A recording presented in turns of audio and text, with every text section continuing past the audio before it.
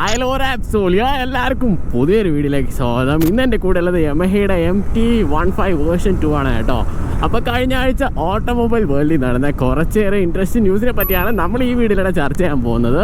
നമുക്കൊരു interesting ന്യൂസായിട്ട് KTM ന്യൂസിൽ നിന്ന് തന്നെ സ്റ്റാർട്ട് ചെയ്യാം. KTM Gen 3 എഞ്ചിനായിട്ട് വരുന്ന KTM Duke 390, adventure 390R, adventure 390X, Enduro 390R, പിന്നെ SMC R ഉണ്ടല്ലോ.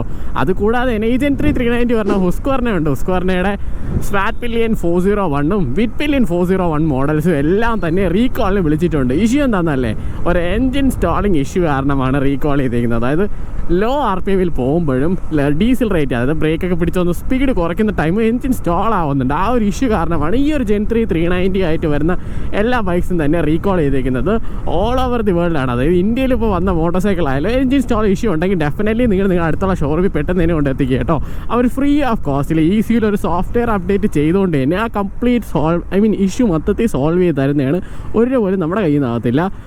ഈസിയിൽ ആ സോഫ്റ്റ്വെയർ അപ്ഡേറ്റ് കൊണ്ടുവരുന്നുണ്ട്. അതിന് കുറച്ചുകൂടി ഒരു ലോ ആൻഡ് ടോർക്ക് കൊണ്ടുവന്നുണ്ട്. ആ എൻജിൻ സ്റ്റോൾ ഇഷ്യൂ കംപ്ലീറ്റ്ലി മാറ്റാൻ സാധിക്കുമെന്നാണ് KTM അവകാശപ്പെടുന്നത്. പിന്നെ അടുത്ത ന്യൂസും KTM സൈഡിൽ നിന്നുള്ളതാണ്. KTM ഡ്യൂക്ക് 160 ഒരു TFT മീറ്റർ കൺസോൾ ഇപ്പോൾ അവർ കൊണ്ടുവന്നിരിക്കുന്നത്. അതൊരു എന്താ പറയുക, അത് ഒരു ചെറ്റത്തരം പോലെയാണ് എനിക്ക് ഫീൽ ചെയ്യുന്നത്. KTM ആദ്യം ലൈക്ക് ലോയൽ കസ്റ്റമേഴ്സ് KTM ഡ്യൂക്ക് 160 എടുക്കുമ്പോൾ അവർക്ക് ആ ഒരു ഓൾഡ് ടെക് ആയിട്ടുള്ള LCD മീറ്റർ കൺസോൾ ഇനി എടുക്കാൻ പോകുന്നവർക്ക് TFT, അത് മൊത്തത്തിൽ ഒരു മോശം പരിപാടിയായിട്ടാണ് എനിക്ക് ഫീൽ ചെയ്യുന്നത്. ഇപ്പോൾ കറന്റ് ഈ ഒരു KTM TFT ആയിട്ട് വരുന്ന മീറ്റർ കൺസോളായിട്ട് വരുന്ന മോഡലിന് ഒരു 1,78,000 റുപ്പീസിൻ്റെ എക്സ്ഷോറൂം പ്രൈസിനാണ് KTM കോട്ട് ചെയ്തേക്കുന്നത്. പ്രൈസിംഗ് ഒക്കെ ഓക്കെയാണ്, പക്ഷേ ആ TFTയുടെ കാര്യത്തിൽ കുറച്ചൊന്ന് വിഷമമാണ്. ആദ്യം എടുത്ത കസ്റ്റമേഴ്സിൻ്റെ ഭാഗത്ത് വെച്ച് നോക്കുമ്പോൾ KTM ഇങ്ങനത്തെ പരിപാടി ഇനിയെങ്കിലും കാണിക്കാതിരിക്കട്ടെ എന്ന് വിചാരിക്കുന്നു. KTM ഡ്യൂക്ക് 200 250 ഇപ്പോൾ 160 കൊണ്ടുവന്നു. ഇനിയിപ്പോൾ വരാനിരിക്കുന്ന KTM RC 160 മേ ബി ഇതേപോലെ ആയിരിക്കും. LCD ആദ്യം കൊണ്ടുവന്നിട്ട് പിന്നെ TFT കൊണ്ടുവരാനുള്ള ഉദ്ദേശമായിരിക്കും. എന്തായാലും നമുക്ക് കാണാം കേട്ടോ. പിന്നെ അടുത്തതായിട്ട് നമുക്ക് ഒരു കാറിൻ്റെ സൈഡിൽ നിന്നുള്ള ന്യൂസാണ്. അത് Kia Seltos ഉണ്ടല്ലോ, അതിൻ്റെ ഒരു സെക്കൻഡ് ജനറേഷൻ അങ്ങനെ ഗ്ലോബലി ഇൻട്രൊഡ്യൂസ് ചെയ്തിട്ടുണ്ട്. കിയയുടെ തന്നെ ടെല്ലൂറൈഡ് എന്ന് പറയുന്ന ഒരു SUV ഉണ്ട്. അതിൻ്റെ ഒരു ഡിസൈനാണ് കംപ്ലീറ്റ്ലി വെച്ചേക്കുന്നത്. ഓവറോൾ ഡിസൈൻ ചേഞ്ചസ് മാറിയിട്ടുണ്ട്, കുറച്ചുകൂടി ബോക്സി ആയിട്ടുണ്ട്. എനിക്ക് പേഴ്സണലി ആ പഴയ സെൽറ്റോസിൻ്റെ ഡിസൈനാണ് കേട്ടോ എനിക്ക് ഇഷ്ടപ്പെട്ടത്.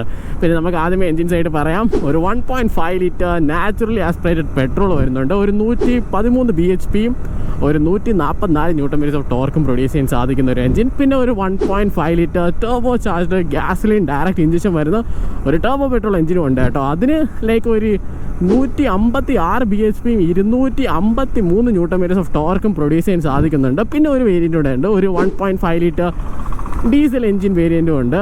അതിന് like 260 Nm something torque produce ചെയ്യാൻ സാധിക്കുന്നുണ്ട്. പിന്നെ ഈ പുതിയ സെൽറ്റോസ് 4 വേരിയൻസിലാണ് അവൈലബിൾ ആവുന്നത്. ഒരു HTE, പിന്നെ HTK, HTX, പിന്നെ ഒരു GTX. ഈ ഒരു 4 വേരിയൻറ്റിലാണ് അവൈലബിൾ ആവുന്നത്. അത് ലൈക്ക് കുറച്ച് സംഭവങ്ങൾ അങ്ങോട്ടും ഇങ്ങോട്ടൊക്കെ മാറ്റിയിട്ടാണ് ഈ ഒരു 4 വേരിയൻറ്റ്സ് കൊണ്ടുവന്നിരിക്കുന്നത്. പ്രൈസിങ്ങിൻ്റെ കാര്യങ്ങളൊന്നും പറഞ്ഞിട്ടില്ല. ജാനുവരി 2 ഇന്ത്യയിൽ ലോഞ്ച് ആവുന്നത്. ബുക്കിംഗ്സ് ഒക്കെ സ്റ്റാർട്ട് ആക്കിയിട്ടുണ്ട്. പിന്നെ നിങ്ങൾക്ക് ആ പുതിയൊരു സെൽറ്റോസിൻ്റെ ഡിസൈനും പരിപാടികളൊക്കെ ഇഷ്ടപ്പെട്ടിട്ടുണ്ടെങ്കിൽ ഡെഫിനറ്റ്ലി പോയി ബുക്ക് ചെയ്യാവുന്നതാണ്. ഒരു ഇൻട്രൊഡക്ടറി പ്രൈസൊക്കെ എന്തായാലും കാണുമായിരിക്കും. പിന്നെ പറയാനായിട്ടാണെങ്കിൽ MGയുടെ സൈഡിൽ നിന്നും അവരുടെ 2026 ഹെക്ടർ എന്ന കാറിൻ്റെ ഒരു ഫേസ് ലിഫ്റ്റ് വേർഷൻ വന്നിട്ടുണ്ട്. ഒരു 12 ലക്ഷം രൂപയുടെ ഒരു എക്സ്ഷോറൂം പ്രൈസിനാണ് പുതിയ ഈ ഒരു ഹെക്ടർ വരുന്നത്. പിന്നെ കൂടുതൽ ഡീറ്റെയിൽസ് അറിയണമെങ്കിൽ ഡെഫിനറ്റ്ലി നിങ്ങൾ എന്നെ നോക്കണം, കാരണം കുറേയേറെ സംഭവങ്ങളുണ്ട് ഈ ഹെക്ടറിൻ്റെ കാര്യം പറയാനായിട്ടാണെങ്കിൽ. പിന്നെ അടുത്തായിട്ട് പറയുകയാണെങ്കിൽ യമഹയുടെ സൈഡിൽ നിന്നുള്ള ന്യൂസാണ്. എൻ്റെ പേഴ്സണൽ ഫേവറേറ്റ്, അതായത് 300cc സെഗ്മെൻറ്റിൽ എൻ്റെ പേഴ്സണൽ ഫേവറേറ്റ് ആയിട്ടുള്ള യമഹ R3 ആണ് എൻ്റെ പേഴ്സണൽ ഫേവറേറ്റ്. പിന്നെ MT-03 കംപ്ലീറ്റ്ലി ഡിസ്കണ്ടിന്യൂഡ് ആയിട്ടാണ്. 2025 വേർഷൻ ഡിസ്കണ്ടിന്യൂഡ് ആയിട്ടുണ്ട്. അത് ഡിസ്കണ്ടിന്യൂഡ് ആയിട്ട് എനിക്ക് വലിയ വിഷമമൊന്നും തോന്നുന്നില്ല, കാരണം R3 എഞ്ചിൻ എനിക്ക് ഇഷ്ടമാണ്. പക്ഷേ ഇപ്പോൾ കൊണ്ടുവന്ന മോഡലിലെ ഫീച്ചർ വൈസ് എനിക്ക് അത്ര ഇഷ്ടപ്പെട്ടിട്ടില്ല. കാരണം 2022 ഫീച്ചേഴ്സാണ് അവർ 2025 കൊണ്ടുവന്നത്. അതായത് LCD metre console, quick shifter ഒന്നുമില്ല, അങ്ങനത്തെ കുറച്ച് പരിപാടികളൊക്കെ മിസ്സിംഗ് ആണ്. അതുകൊണ്ട് തന്നെ അത് കംപ്ലീറ്റ്ലി ഡിസ്കണ്ടിന്യൂ ചെയ്തിട്ടുണ്ട് യമഹയുടെ സൈഡിൽ നിന്ന്. പിന്നെ ഈ ഒരു ഗ്യാപ്പിൽ നൈസായിട്ട് കവാസക്കി അവരുടെ Versys X300 എന്ന മോട്ടോർ സൈക്കിളിന് 25,000 രൂപയുടെ ഒരു പ്രൈസ് കട്ടാണ് കൊണ്ടുവന്നിരിക്കുന്നത്. അപ്പോൾ എടുക്കാൻ ഉദ്ദേശിക്കുന്നുണ്ടെങ്കിൽ അത്യാവശ്യം നല്ലൊരു ബൈക്കാണെന്ന് പറയാം. കാരണം നമ്മുടെ Ninja 300ൻ്റെ സെയിം എഞ്ചിനാണ് വരുന്ന പാരലറ്റ് എഞ്ചിൻ. പിന്നെ ആകെ കൂടെ അതിലും കുറച്ചേറെ ഫീച്ചേഴ്സൊക്കെ മിസ്സിംഗ് ആണ്. ഈ ഒരു 2025 വെച്ച് നോക്കുമ്പോൾ USD ഫോക്സ് ഇല്ല, നമുക്ക് മീറ്റർ കൺസോളൊക്കെ ഓൾഡ് രീതിയിലാണ്. പക്ഷേ എഞ്ചിൻ ഒരു രക്ഷയില്ല, കിടില എഞ്ചിനാണ്, ആ കാര്യത്തിൽ ഒരു ഡൗട്ടും ഇല്ല കേട്ടോ. പിന്നെ നമുക്ക് നോക്കുമ്പോൾ കഴിഞ്ഞ വട്ടം ഡുക്കാട്ടിയുടെ സൈഡിൽ നിന്നാണ് വാച്ചെങ്കിൽ ഇത്തവണ ആസ്റ്റൺ മാർട്ടിനാണ് നമുക്ക് വാച്ചുമായിട്ട് വന്നിരിക്കുന്നത്. ഒരു 18,000 രൂപയുടെ പ്രൈസ് സ്റ്റാർട്ടിങ്ങിൽ നിന്ന് 58,000 രൂപയുടെ പ്രൈസിങ് വരെ ഉണ്ട് ഈ ഒരു വാച്ചസ്. പിന്നെ ഈ കാറിൻ്റെ കുറേയേറെ elements like titanium body, carbon fibre elements ഒക്കെ നമുക്ക് ഈ ഒരു വാച്ചിലും കാണുന്നുണ്ട്. പിന്നെ എനിക്ക് വാച്ചിൻ്റെ കൂടുതൽ ഡീറ്റെയിൽസ് ഒന്നും അറിയത്തില്ല. അങ്ങനത്തെ പരിപാടിയൊക്കെ അറിയണമെങ്കിൽ നമ്മുടെ വാച്ചിൻ്റെ കംപ്ലീറ്റ് അറിയാവുന്ന ക്രോണോഗ്രാഫ് ബൈ എഫിൻ എന്നുള്ള പുള്ളിക്കാരുണ്ടല്ലോ, ആ പുള്ളിക്കാരനെ ചോദിച്ചു കഴിഞ്ഞാൽ ഡെഫിനറ്റ്ലി ഈ വാച്ചിൻ്റെ പരിപാടികളൊക്കെ എന്താണെന്ന് നിങ്ങൾക്ക് അറിയാം കേട്ടോ.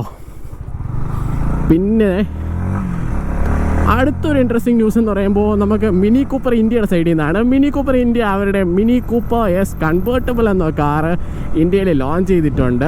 കാണാനൊരു കുട്ടി കാറാണെങ്കിലും പ്രൈസിങ്ങിൻ്റെ കാര്യത്തിൽ അങ്ങനെയൊന്നും അല്ല കേട്ടോ. ഒരു 58,50,000 രൂപയുടെ ഒരു എക്സ്ഷോറൂം പ്രൈസിങ്ങിനാണ് ഈ ഒരു മിനി കൂപ്പർ എസ് കൺവേർട്ടബിൾ കൊണ്ടുവന്നിരിക്കുന്നത്. കൺവേർട്ടബിൾ ആണെന്ന് ഇപ്പോൾ പറഞ്ഞാൽ മനസ്സിലായി കാണും. ഒരു സോഫ്റ്റ് ഫാബ്രിക് ടോപ്പൊക്കെയാണ് വരുന്നത്. ആ ഒരു സോഫ്റ്റ് ടോപ്പ് മാറ്റിക്കഴിഞ്ഞാൽ അതിൻ്റെ തന്നെ ഹാഷ് ബാക്കിനുമായിട്ടുള്ള കംപ്ലീറ്റ് ഡിസൈൻ ഐഡൻറ്റിക്കലാണ്. പിന്നെ നമുക്ക് എൻജിൻ സൈഡ് നോക്കുമ്പോൾ ഒരു ലൈക്ക് 2 ലിറ്റർ ടർബോ പെട്രോൾ എഞ്ചിനാണ് വരുന്നത്. പ്രൊഡ്യൂസിങ് ഒരു 201 bhp 300 Nm ഓഫ് ടോർക്കും. പിന്നെ നമുക്ക് ഈ സോഫ്റ്റ് ടോപ്പിൻ്റെ കാര്യം പറയുകയാണെങ്കിൽ ഒരു 30 കിലോമീറ്റർ സ്പീഡിലേക്കാണ് പോകുന്നുണ്ടെങ്കിൽ വെറും 18 സെക്കൻഡ്സിൽ ഓപ്പണിങ്ങും ക്ലോസിങ്ങിൻ്റെ പരിപാടിയൊക്കെ പെട്ടെന്ന് നടക്കുന്നതാണ്. അപ്പോൾ അതൊക്കെ തന്നെയാണ് മിനി കൂപ്പറിൻ്റെ സൈഡിൽ നിന്നുള്ള വിശേഷങ്ങളൊക്കെ. പിന്നെ നമുക്ക് ഡുക്കാട്ടിയുടെ സൈഡിൽ നിന്നുള്ള ന്യൂസാണ്. നമുക്ക് ഇന്ത്യൻസിന് അത്രമാത്രം ഒരു ഇഷ്യൂ ആയിട്ട് വരുന്നില്ല. കാരണം ഡുക്കാട്ടിയുടെ 2025 പാനിഗാലെ V2-ഉം സ്ട്രീറ്റ് ഫൈറ്റർ V2-ഉം റീകോൾ ചെയ്തിട്ടുണ്ട്. കാരണം 2 ഫ്യൂസ് അത് തന്നെ അവരുടെ ടെക്നിക്കൽ ടീം 2 ഫ്യൂസ് അങ്ങോട്ടും ഇങ്ങോട്ടും മാറ്റി വെച്ചതുകൊണ്ടാണ് ഇഷ്യൂ വരുന്നത്. ABSൻ്റെ കൺട്രോൾ യൂണിറ്റും ABSൻ്റെ പമ്പിലുള്ള ഫ്യൂസ് ഒരു 25 ആംപിയറിൻ്റെ ഒരു ഫ്യൂസ് എടുത്ത് 10 ആംപിയറിൻ്റെ അടുത്ത് കൊടുത്ത് നേരെ തിരിച്ചും കൊടുത്ത് 10 ആംപിയറിൻ്റെ അടുത്ത് 25-ലും കൊടുത്ത്. അങ്ങനെ ഒരു ഇഷ്യൂ കാരണം ലൈക്ക് US-ലെ മോഡൽസ് ഡുക്കാട്ടി സ്ട്രീറ്റ് ഫൈറ്റർ V2-ഉം പാനിഗാലെ V2 റീകോൾ ചെയ്തിട്ടുണ്ട്. ഈ ഒരു ഇഷ്യൂ ഭയങ്കര ഒരു മേജർ ഇഷ്യൂ ആണ്. കാരണം ABS വെച്ചാണ് കളിക്കുന്നത്. ABS എങ്ങനെ ലൈക്ക് റൈഡിങ് ടൈം പണി തന്നു കഴിഞ്ഞാൽ മൊത്തത്തിൽ ഫ്ലിപ്പായിട്ട് വീഴാൻ ചാൻസ് ഉണ്ട്. സോ അവർ കംപ്ലീറ്റ്ലി റീകോൾ ചെയ്തിട്ടുണ്ട്. ഇന്ത്യയിലോട്ട് വന്ന മോഡൽസിൽ ഒന്നും തന്നെ ആ ഒരു ഇഷ്യൂ ഇല്ല എന്ന് ഡുക്കാട്ടി തന്നെ പറഞ്ഞിട്ടുമുണ്ട്. അങ്ങനെ നമുക്ക് ആശ്വസിക്കാം കേട്ടോ. അപ്പോൾ അതൊക്കെ തന്നെയായിരുന്നു ഈ ആഴ്ചത്തെ ഒരു ഇൻട്രസ്റ്റിംഗ് ന്യൂസ് ആയിട്ട് പറയാനുള്ളത്. വേറെയും കുറച്ചേറെ ന്യൂസ് ഉണ്ട്, ലൈക്ക് സെയിൽസ് റിപ്പോർട്ടൊക്കെ ഉണ്ട്. അതൊന്നും ഇപ്പം ഇങ്ങോട്ട് പറഞ്ഞിട്ട് കാര്യമൊന്നുമില്ലല്ലോ. അപ്പോൾ നമുക്ക് അടുത്ത ആഴ്ചത്തെ ന്യൂസിൽ കാണാം.